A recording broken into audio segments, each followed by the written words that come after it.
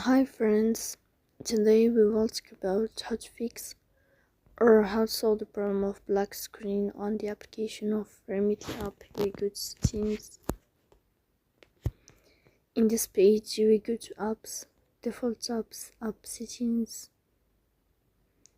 In this page you will go to above and you can search about Remitly app. Here in this page of app info you will click on first stop and you will click OK.